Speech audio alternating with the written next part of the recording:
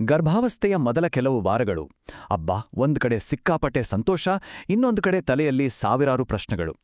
ಅದರಲ್ಲೂ ಪ್ರಯಾಣದ ವಿಷಯ ಬಂತು ಅಂದ್ರೆ ಸಾಕು, ಮನಸ್ಸಲ್ಲಿ ಒಂದು ಸಣ್ಣ ಆತಂಕ ಶುರುವಾಗುತ್ತೆ ಅಲ್ವಾ? ರಸ್ತೆಯಲ್ಲಿರೋ ಗುಂಡಿಗಳು ಅಥವಾ ಫ್ಲೈಟ್ ಜರ್ನಿ ನಮ್ಮ ಮಗುವಿಗೆ ಏನಾದ್ರೂ ತೊಂದರೆ ಮಾಡಬಹುದಾ? ಬನ್ನಿ, ಈ ವಿಶ್ಲೇಷಣೆಯಲ್ಲಿ ಈ ಎಲ್ಲಾ ಭಯಗಳನ್ನ ಪಕ್ಕಕ್ಕಿಟ್ಟು ನಿಜಕ್ಕೂ ಸತ್ಯ ಏನು ಅಂತ ತಿಳ್ಕೊಳ್ಳೋಣ. ಗರ್ಭಿಣಿ ಅಂತ ಗೊತ್ತಾದ ತಕ್ಷಣ ಪ್ರತಿಯೊಬ್ಬರ ಮನಸ್ಸಲ್ಲೂ ಬರುವ ಮೊದಲ ಪ್ರಶ್ನೆನೇ ಇದು ಅನ್ಸುತ್ತೆ. ಮೊದಲ 3 ತಿಂಗಳು ಟ್ರಾವೆಲ್ ಮಾಡೋದು ಸೇಫಾ? ಇದು ತುಂಬಾನೇ ಸಹಜವಾದ ಮತ್ತು ಮುಖ್ಯವಾದ ಕಾಳಜಿ. ಸೊ ಈ ಪ್ರಶ್ನೆಗೆ ಒಂದು ಸ್ಪಷ್ಟವಾದ ವೈಜ್ಞಾನಿಕ ಆಧಾರ ಇರೋ ಉತ್ತರವನ್ನ ಕಂಡುಕೊಳ್ಳೋಣ ಬನ್ನಿ. ಸರಿ, ಹಾಗಾದ್ರೆ ನಮ್ಮ ಇವತ್ತಿನ ಉದ್ದೇಶ ತುಂಬಾನೇ ಸಿಂಪಲ್. ಅಂದ್ರೆ ತಲೆಮಾರುಗಳಿಂದ ನಾವು ಕೇಳ್ತಾ ಬಂದಿರೋ ನಂಬಿಕೆಗಳು, ಆಧಾರವಿಲ್ಲದ ಭಯಗಳು, ಇವನ್ನೆಲ್ಲ ಪಕ್ಕಕ್ಕಿಟ್ಟು ಸೈನ್ಸ್ ಏನ್ ಹೇಳುತ್ತೆ, ಡಾಕ್ಟರ್ಸ್ ಏನ್ ಹೇಳ್ತಾರೆ ಅನ್ನೋದನ್ನ ನೋಡೋಣ. ಇದರಿಂದ ಭಯ ಹೋಗಿ ಒಂದು ಆತ್ಮವಿಶ್ವಾಸದಿಂದ ನಿರ್ಧಾರ ತಗೊಳ್ಳೋಕೆ ಸಹಾಯ ಆಗುತ್ತೆ. ಹಾಗಾದ್ರೆ ಪ್ರಯಾಣದ ಸುರಕ್ಷತೆ ಹಿಂದಿರೋ ಅಸಲಿ ಸತ್ಯಗಳನ್ನ ನೋಡೋಣ. ಮೊದಲಿಗೆ ನಮ್ಮಲ್ಲಿ ಚಾಲಾ ಮಂದಿಗೆ ಕಾಡೋ ಅತಿ ದೊಡ್ಡ ಚಿಂತೆ ಬಗ್ಗೆ ಮಾತಾಡೋಣ. ಅದುವೇ ರಸ್ತೆ ಪ್ರಯಾಣ. ಅದರಲ್ಲೂ ನಮ್ಮ ದೇಶದ ರಸ್ತೆಗಳ ಬಗ್ಗೆ ನೆನ್ಸ್ಕೊಂಡ್ರೆ ಸಾಕು, ಗರ್ಭಿಣಿಯರಿಗೆ ಚಿಂತೆ ಆಗೋದು ಸಹಜವೇ. ಈ ಭಯದ ಹಿಂದೆ ಸತ್ಯ ಎಷ್ಟಿದೆ ನೋಡೋಣ. ತುಂಬಾ ಜನ ನೇರವಾಗಿ ಕೇಳ್ತಾರೆ, ಆಟೋದಲ್ಲಿ ಹೋಗ್ಬೇಕಾದ್ರೆ ಆಗೋ ಶೇಕ್ನಿಂದ ಅಥವಾ ರಸ್ತೆಯಲ್ಲಿರೋ ಗುಂಡಿಗಳಿಂದ ಮಿಸ್ಕ್ಯಾರೇಜ್ ಆಗೋ ಚಾನ್ಸ್ ಇದೆಯಾ ಅಂತ. ಇದು ತುಂಬಾನೇ ಕಾಮನ್ ಆಗಿರೋ ಒಂದು ಆತಂಕ. ಬನ್ನಿ, ಇದಕ್ಕೆ ನೇರವಾಗಿ ಉತ್ತರ ಏನು ಅಂತ ನೋಡೋಣ. ಇಲ್ಲಿ ವಿಜ್ಞಾನ ನಮಗೆ ತುಂಬಾನೇ ಕ್ಲಿಯರ್ ಆಗಿ ಉತ್ತರ ಕೊಡುತ್ತೆ. ನೋಡಿ, ಗರ್ಭಾವಸ್ಥೆಯ ಶುರುವಿನಲ್ಲಿ ಮಗು ಸೈಜ್ನಲ್ಲಿ ತುಂಬಾನೇ ಚಿಕ್ಕದಿರುತ್ತೆ. ಅದು ಗರ್ಭಾಶಯ ಅನ್ನೋ ಒಂದು ಗಟ್ಟಿಯಾದ ಸ್ನಾಯುಗಳಿಂದ ಮಾಡಿದ ಕೋಟೆಯ ಒಳಗೆ ಸೇಫ್ ಆಗಿರುತ್ತೆ. ಅಷ್ಟೇ ಅಲ್ಲ, ಅದರ ಸುತ್ತ ಒಂದು ದ್ರವದ ರಕ್ಷಣಾ ಕವಚ ಕೂಡ ಇರುತ್ತೆ. ಈ ದ್ರವಕ್ಕೆ ಮೆಡಿಕಲ್ ಭಾಷೆಯಲ್ಲಿ ಆಮ್ನಿಯಾಟಿಕ್ ದ್ರವ ಅಂತಾರೆ. ಆದರೆ ಸಿಂಪಲ್ ಆಗಿ ಹೇಳಬೇಕು ಅಂದ್ರೆ ಇದು ಪ್ರಕೃತಿ ಕೊಟ್ಟಿರೋ ಒಂದು ನ್ಯಾಚುರಲ್ ಶಾಕ್ ಅಬ್ಸಾರ್ಬರ್ ಇದ್ದಾಗೆ. ಹೊರಗಡೆಯಿಂದ ಬರೋ ಸಣ್ಣಪುಟ್ಟ ಅಲುಗಾಟಗಳಿಂದ ಮಗುವನ್ನು ಒಂದು ಕುಶನ್ ತರಹ ಕಾಪಾಡುತ್ತೆ. ಒಂದು ರೀತಿ ಮಗು ನೀರಿನಲ್ಲಿ ತೇಲ್ತಿರೋ ಹಾಗೆ ಅಷ್ಟೇ. ಸೊ ಇಲ್ಲಿ ನಾವು ಅರ್ಥ ಮಾಡ್ಕೊಳ್ಬೇಕಾದ ಮುಖ್ಯವಾದ ವಿಷಯ ಏನಂದ್ರೆ, ದಿನನಿತ್ಯದ ರಸ್ತೆ ಪ್ರಯಾಣದ ವೈಬ್ರೇಷನ್ಸ್ಗಳು ಗರ್ಭಪಾತಕ್ಕೆ ಕಾರಣ ಆಗೋದಿಲ್ಲ. ಹೆಚ್ಚಿನ ಆರಂಭಿಕ ಗರ್ಭಪಾತಗಳಿಗೆ ಕ್ರೋಮೋಸೋಮ್ಗೆ ಸಂಬಂಧಿಸಿದ ಜೆನೆಟಿಕ್ ಕಾರಣಗಳೇ ಮುಖ್ಯವಾಗಿರುತ್ತೆ, ಪ್ರಯಾಣ ಅಲ್ಲ. ನಿಜವಾದ ಅಪಾಯ ಇರೋದು ಈ ಸಣ್ಣಪುಟ್ಟ ಕಂಪನಗಳಿಂದಲ್ಲ, ಬದಲಾಗಿ ತಾಯಿಗೆ ನೇರವಾಗಿ ಪೆಟ್ಟಾಗುವಂಥ ದೊಡ್ಡ ಅಪಘಾತಗಳಿಂದ. ಹಾಗಂತ ಪ್ರಯಾಣವನ್ನು ಇನ್ನೂ ಸ್ವಲ್ಪ ಆರಾಮದಾಯಕ ಮಾಡ್ಕೊಳ್ಳೋದು ಬೇಡ್ವಾ? ಖಂಡಿತ ಬೇಕು. ಅದಕ್ಕೆ ಕೆಲವು ಸಿಂಪಲ್ ಟಿಪ್ಸ್ ಇದೆ. ಆಟೋದಲ್ಲಿ ಹೋಗುವಾಗ ಆದಷ್ಟು ಸೀಟ್ನ ಮಧ್ಯದಲ್ಲಿ ಕೂತ್ಕೊಳ್ಳಿ. ಅಲ್ಲಿ ಕಂಪನ ಕಡಿಮೆ ಇರುತ್ತೆ. ಸ್ಪೀಡ್ ಬ್ರೇಕರ್ಗಳು ಬಂದಾಗ ನಿಧಾನವಾಗಿ ಹೋಗಿ ಅಂತ ಡ್ರೈವರ್ಗೆ ಹೇಳೋಕೆ ಹಿಂಜರಿಬೇಡಿ. ನೆನಪಿಡಿ, ಇಲ್ಲಿ ಮುಖ್ಯವಾಗಿರೋದು ನಿಮ್ಮ ಕಂಫರ್ಟ್. ಈಗ ಕಾರಿನಲ್ಲಿ ಪ್ರಯಾಣಿಸುವುದಾದ್ರೆ ತೆಗೆದುಕೊಳ್ಳಬೇಕಾದ ಅತ್ಯಂತ ಪ್ರಮುಖ ಸುರಕ್ಷತಾ ಕ್ರಮ ಅಂದ್ರೆ ಸೀಟ್ ಬೆಲ್ಟ್.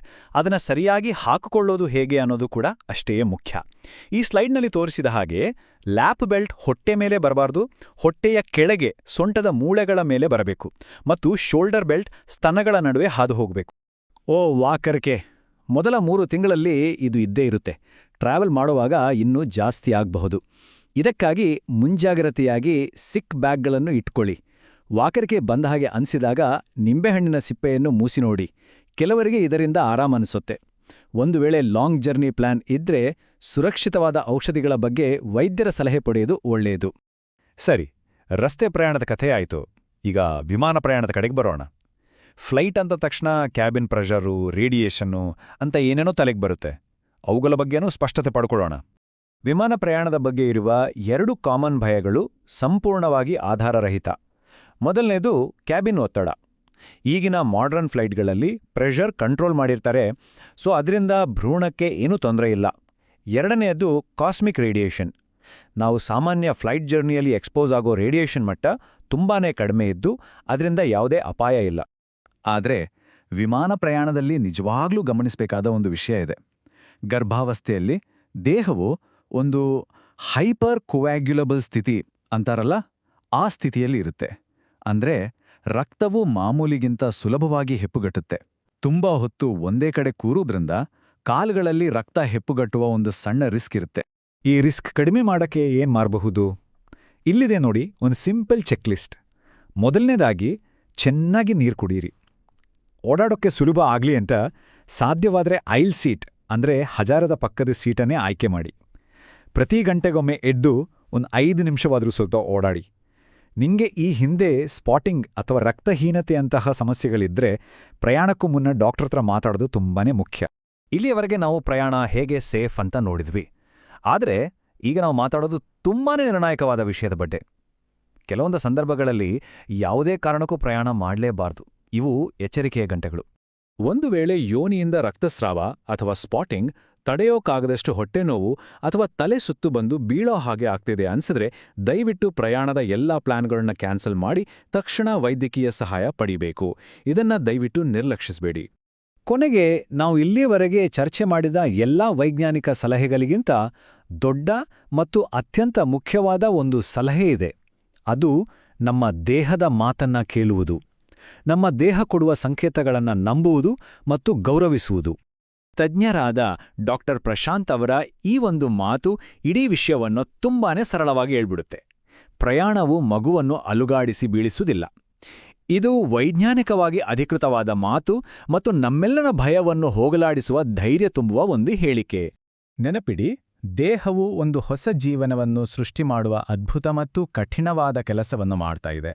ಒಂದು ವೇಳೆ ಪ್ರಯಾಣವು ನಿಮಗೆ ವಿಪರೀತ ದಣಿವು ಅಥವಾ ಅಸ್ವಸ್ಥತೆಯನ್ನು ಉಂಟುಮಾಡುತ್ತಿದ್ದರೆ ವಿಶ್ರಾಂತಿ ತೆಗೆದುಕೊಳ್ಳಿ. ಮನೆಯಲ್ಲೇ ಇರಲು ನಿರ್ಧರಿಸುವುದರಲ್ಲಿ ತಪ್ಪೇನಿಲ್ಲ. ಅಂತಿಮವಾಗಿ, ನಮ್ಮ ದೇಹದ ಮಾತನ್ನು ಕೇಳುವುದಕ್ಕಿಂತ ಉತ್ತಮವಾದ ಸಲಹೆಗಾರ ಬೇರೊಬ್ಬರಿಲ್ಲ. ಈ ಎಲ್ಲಾ ಮಾಹಿತಿಯೊಂದಿಗೆ ನಿಮ್ಮ ಪ್ರಯಾಣದ ಬಗ್ಗೆ ಸರಿಯಾದ ನಿರ್ಧಾರವನ್ನು ತೆಗೆದುಕೊಳ್ಳಲು ನಿಮಗೆ ಸಹಾಯ ಆಗುತ್ತೆ ಅಂತ ಭಾವಿಸ್ತೀವಿ.